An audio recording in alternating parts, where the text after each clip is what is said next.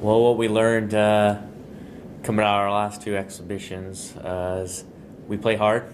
We're trying to gel those two new guys in. I think it's coming along nicely. And we found out Ashton Pomeroy can shoot the ball. So, and hopefully that continues.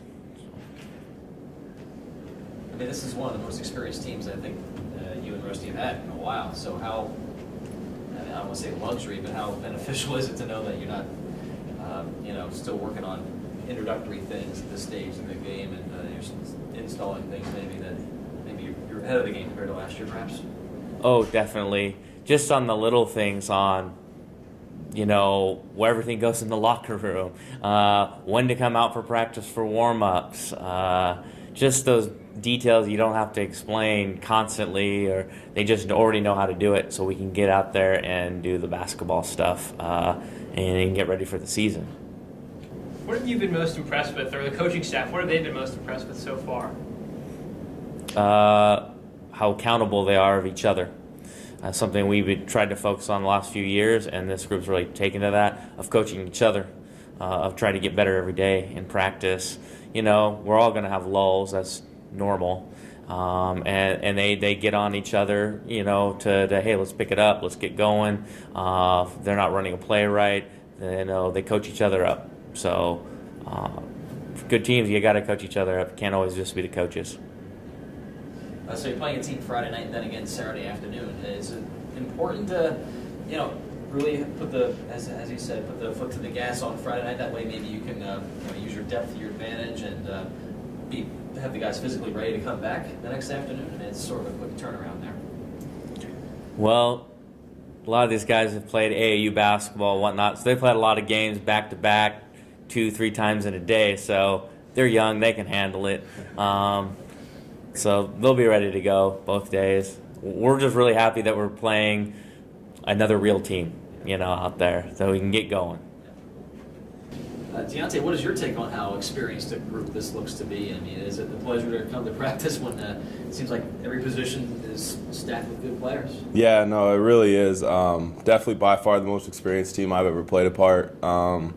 And like Coach Turner said, it's really nice to have multiple guys that are experienced, Even Connor, he's a transfer in, but he spent 4 years in college already. He knows what's expected. He knows what needs to be done to win at a championship level. So to have guys like that makes my job a little bit easier, and we can push each other to limits that maybe we didn't think we could get to before. Does this team, either know or expect this to be good this year, given that you've had a strong showing last year, you're able to play Division I teams strongly, you got kids coming back, as Coach said, things are in place earlier than they normally are for some programs. Is there an expectation then, a stronger expectation? I think so. Between how many guys we brought back and the record that we showed last year being basically a brand new team with multiple transfers in, I think there's a little bit of an expectation that we should be able to reach some really high goals. We're not really looking at the very end piece. We're kind of taking it game by game, and we're going to prepare each team like they're a Division I team. No team is better than another. We want to approach every game the same and just take it game by game. How important is it to start off with a pair of wins at home? I think it's really good. Community sport is huge for us. The more fans we can get to some of our games, the more energy we can have on the court with them behind us. So if we can open up with two on our home court before heading on the road, I think that'd be really good for us. What do you know about them, if anything? Me personally, I don't know too much about them right now. I know our coaches are working really hard on getting us some film and getting us scouting reports. And I know as soon as we get those in our hands, all of our guys will be studying those and making sure we're prepared for Friday and Saturday.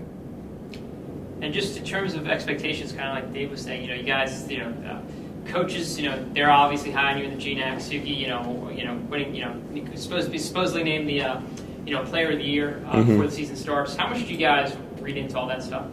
I don't think we read into it very much. All we know is, it's really nice to get the preseason honors and stuff like that. We're humbled with the things that we get and stuff, but at the same time, we know that it creates a big target on our back. You know, with the rankings that we've got, with Suki being, you know, a preseason first-team All-American and GNAC Player of the Year, we know teams are going to be gunning for him. Teams know who Suki is. They know that they're going to game plan for him. And we know that we're going to get every team's best shot every time we step on the floor, and we got to be ready for that.